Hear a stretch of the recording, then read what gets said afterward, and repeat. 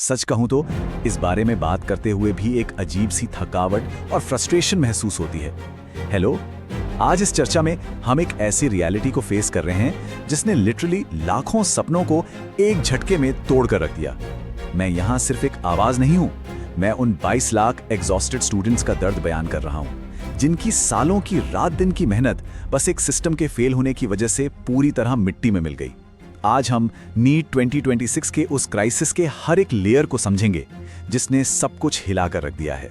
सामने स्क्रीन पर जो स्टेटमेंट है ना, नीट 2026 कैंसिल हो गया और इस बार रीजन है सिर्फ पेपर लीक नहीं, पूरे सिस्टम का फेल होना। ट्रस्ट मी, ये सिर्फ कोई न्यूज़ हेडलाइन नहीं है, ये एक रॉ इमोशन है, एक गुस्सा है जो हर उस स्टूडेंट के अंदर उबल रहा है जिसने अपना खून पसीना एक किया था। ये क्लियरली दिखाता है कि ये मैटर सिर्फ एक नॉर्मल एग्जाम डिले का नहीं बचा है, ये एक बहुत बड़ा धोखा है। हम सब ने अपना पूरा फ्यूचर, अपनी जिंदगी का एक एक मिनट दांव पर लगा दिया और रिटर्न में क्या मिला? एक कंप्लीटली ब्रोकन सिस्टम।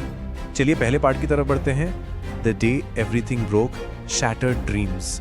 थोड़ा रिवाइंड करते हैं और 3 मई 2026 के उस एगनाइजिंग बिल्डअप को याद करते हैं। ये वो दिन था जिसका हम सालों से लिटरली अपनी नींद कुर्बान करके इंतजार कर रहे थे।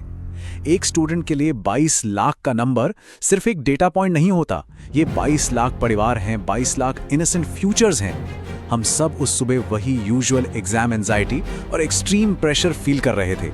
पर एक बार सोचा जाए कि क्या होता है जब एग्जाम से ठीक कुछ घंटे पहले अचानक से व्हाट्सएप और टेलीग्राम पर एक so called guest paper viral होने लगता है। शुरू में तो यही लगता है कि अरे ऐसी अफवाहें तो आती रहती हैं, किसी ने फेक पेपर बनाया होगा। हमने डर और स्ट्रेस के बीच उस आवाज को इग्नोर किया और एग्जाम हॉल में घुस गए। लेकिन वो मोमेंट सबसे ज्यादा डरावना था जब एग्जाम खत्म हुआ। एग्जामिनेशन हॉल से बाहर निकलते ही जैसे ही दोस्तों के साथ आंसर्स डिस्कस करना शुरू किए, दिमाग लिटरली सुन पड़ गया। पता चला कि वो डॉक्यूमेंट जो सुबह सोशल मीडिया पर एक फेक गेस्ट पेपर बनकर घूम रहा था, वो एक्चुअली रियल था। वो कलेक्टिव रियलाइजेशन, वो एब्सोल्यूट शॉक और हेल्पलेसनेस का पल, ऐसा लगा जैसे किसी ने एक सेकंड के अंदर सालों की उस कड़ी मेहनत और डेडिकेशन का मजाक बनाकर रख दिया हो। अब आते हैं इसके दूसरे सेक्शन पर, anatomy of the leak, the absurd statistics.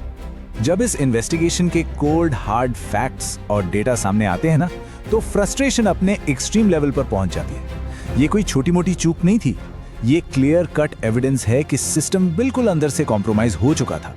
Investigation में सामने आया कि उस वायरल गेस्ट पेपर में टोटल 410 क्वेश्चंस थे। 410 मतलब ये 1-2 क्वेश्चंस के चोरी छुपे लीक होने का मामला था ही नहीं। एक साथ 410 क्वेश्चंस का एग्जैक्ट बाहर आना, ये खुद में दिखाता है कि लीक का स्केल कितना मैसिव था और सिस्टम कितना खोखला। और इस पॉइंट पर आकर तो जैसे पूरा विश्वास ही उठ जाता है। उन 410 क्वेश्चंस में से 100 से भी ज्यादा क्वेश्चंस, जी हाँ 100+ क्वेश्चंस एग्जैक्ट मैच कर रहे थे एक्चुअल नीट पेपर से, और वो भी बायोलॉजी और केमिस्ट्री जैसे high scoring rank deciding subjects में। इसका सीधा सा कड़वा मतलब ये निकलता है कि एग्जाम शुरू होने से बहुत पहले ही कुछ स्कैमर्स पूरे के पूरे आंसर्स एग्जैक्ट रट कर बैठे थे। उनका स्कोर बिना किसी मेहनत के फ्रॉड तरीके से आसमान छू रहा था, जबकि हमारी सालों की सच्ची मेहनत जमीन पर पड़ी थी।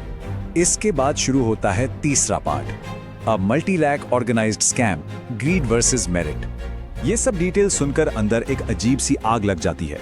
ये कोई नॉर्मल एरर नहीं, बल्कि एक highly coordinated interstate organised racket था जो स्टूडेंट्स की डेस्परेशन का फायदा उठा रहा था। एक तरफ देखिए उस true cost of hard work को, सालों की कंटिन्यूस तैयारी, एक्सट्रीम मेंटल प्रेशर और वो पेनफुली लंबा ड्रॉप ईयर जहां इंसान सब कुछ छोड़कर सिर्फ किताबों में घुसा रहता है। और दूसरी तरफ कॉस्ट ऑफ द पेपर, इस एग्जाम को लिटरली खरीद लिया गया। स्कैमर्स को 20,000 से लेकर 22 लाख रुपए तक दिए गए। सोचकर देखिए, कुछ लोगों के आसान लालच ने कैजुअली उस हर एक ऑनेस्ट कैंडिडेट का हक छीन लिया जिसने सीधी तरह अपना खून पसीना एक किया था। अगर इस पूरे एग्जाम की इंटेग्रिटी के कोलैप्स होने का स्टेप बाय स्टेप टाइमलाइन देखा जाए तो सच में हैरानी होती है कि इतना बड़ा नेशनल इंस्टीट्यूशन इतनी जल्दी कैसे ढेर हो गया। लीक का इनिशियल पॉइंट नासिक से ट्रेस होता है, वहां से एक वाइल्ड फायर की तरह टेलीग्राम और व्हाट्सएप पर फैलता है। फिर जयपुर में इस रैकेट के अलेज्ड मास्टरमाइंड मनीष यादव का अरेस्ट होता है। जब मैटर कंट्रोल के बाहर चला जाता है तो आखिरकार सीबीआई टेक ओवर करती है और 9 से 13 अरेस्ट होती हैं। और एंड में एंड में आकर एनटीए को एक्सेप्ट करना पड़ता है कि पूरा सिस्टम कॉम्प्रोमाइज हो गया है और नीट यूजी 2026 कैंसिल कर दिया जाता है। देखते ही देखते एक ऑर्गेनाइज्ड नेटवर्क ने पूरे टेस्टिंग इकोसिस्टम की धज्जियां उड़ा दी। और अब आता है आखिरी और सबसे पेनफुल हिस्सा, सजा स्टूडेंट्स को क्यों, द आफ्टरमैथ। ये वो स्टेज है जहां सबसे ज्यादा तकलीफ होती है।